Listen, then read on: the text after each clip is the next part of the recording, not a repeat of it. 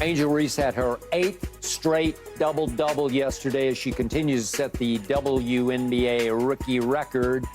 The Sky finally beat Caitlin Clark's Fever for the first time in 3 tries. The Sky are now 6-9. The Fever 7-11. The Fever have 22 games left. The Sky 25 games left. So, Paul, even though Caitlin is a prohibitive favorite to win Rookie of the Year, can you see Angel catching and passing Caitlin over Angel's final 25 games?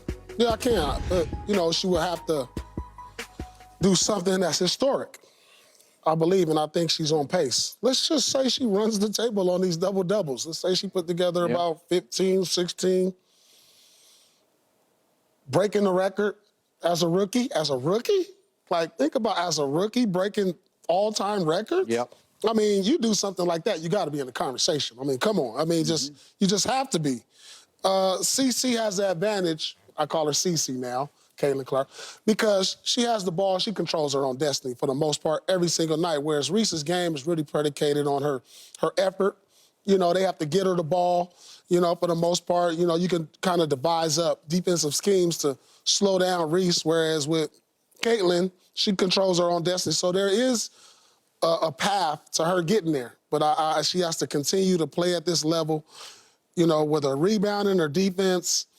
If they can continue to play better, Chicago, maybe make the playoffs if they continue at this rate. Hopefully, if they make the playoffs, they made it last year. They were 8th seed. So I do think there's a path for her to win Rookie of the Year.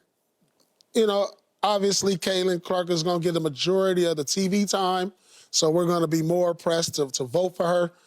But there is a path for Reese if she continues at this pace. I mean, because what she's doing, it seems like she's getting better.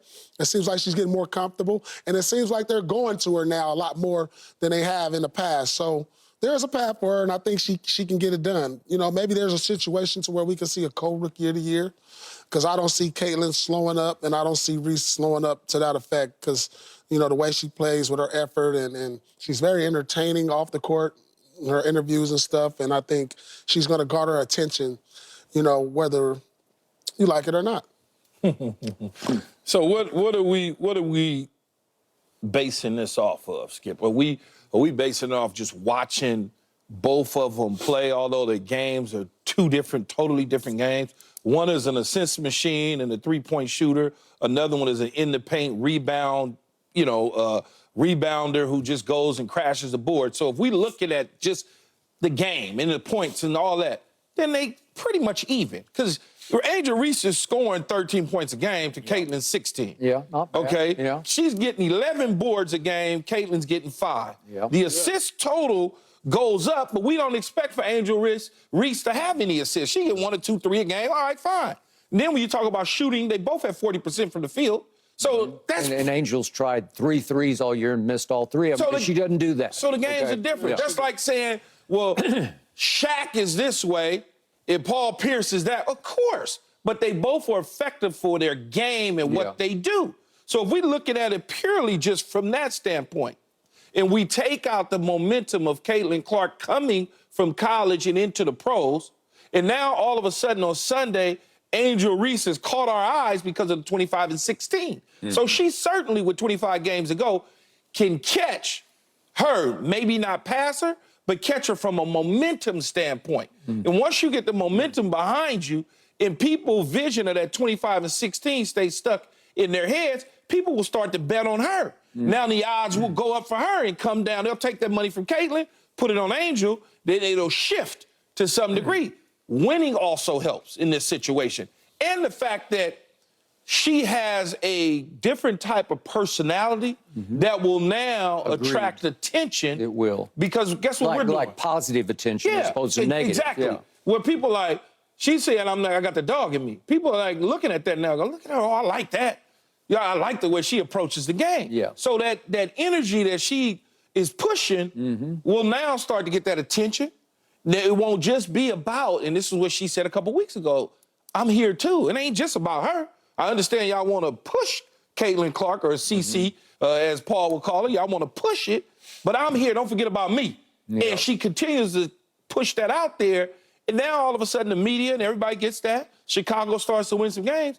over the next 25 games and we start talking about these double-doubles consistently, those eyeballs will go, she's probably the rookie of the year, especially if you're looking at the statistical closing, finishing of games, something that Caitlin Clark hasn't done. She just struggles at times in games where she doesn't take shots, she doesn't do certain things. And if she's not hitting the big threes and making the highlights, then what? Agreed. So I think she can catch her. Okay. I do too, unless you tell me the ballots effectively are already in, that they've been cast because of Caitlin's ratings impact, her attendance impact. You can't argue with that because I do have to give her more credit than I would give Angel for the attendance and the ratings, right? I can't quite sort of compute it in my head why it's happening, but it is happening. And she is a force of a draw, which is why she can sit there before the game and say, why wasn't this in the United Center? Well, next time it probably will be. Okay. So now let's dig a little deeper into these numbers.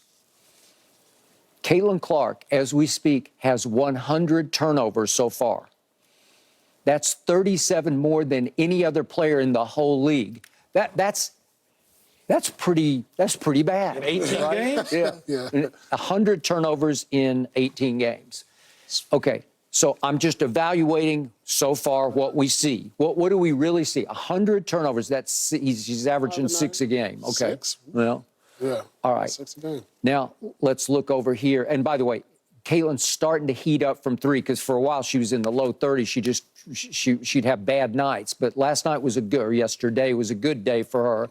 And I don't doubt by the end of the year she'll get up to 38-ish or so, which will be pretty respectable. That's what she does. Yeah. And her assists are spectacular, and even you buy completely into her ability to pass the basketball. It's pretty special. Yeah, it doesn't limit her game. Okay. There's something special going on with Angel Reese that I don't think I've ever seen before. Her ability to offensive rebound is something I can't think of. Maybe you can, but I can't think of a male counterpart, a male equivalent as an offensive rebounder. Dennis Rodman. But was it offense or just rebounds? Because I covered Dennis Rodman, and I don't remember offense. I could go back and pick it apart maybe, but Angel Reese, she has 71 offensive rebounds so far. That's 20 more than any other player in the league. Okay, so that's the flip side of Caitlin's turnovers is that she's rebounding their missed shots. She is dominating because she is crashing. That offensive rebounding, as you well know, it's just desire. It's just, it's just, I want that ball more than you want that ball. I'm coming said. after that basketball, and I'm going to crash on our misses. I'm going to cancel our missed shots because I'm going to get the freaking basketball, and about half the time, I'm going to go right back up with it and cash it in for us. Okay, so she's canceling out a lot of bad trips down the floor.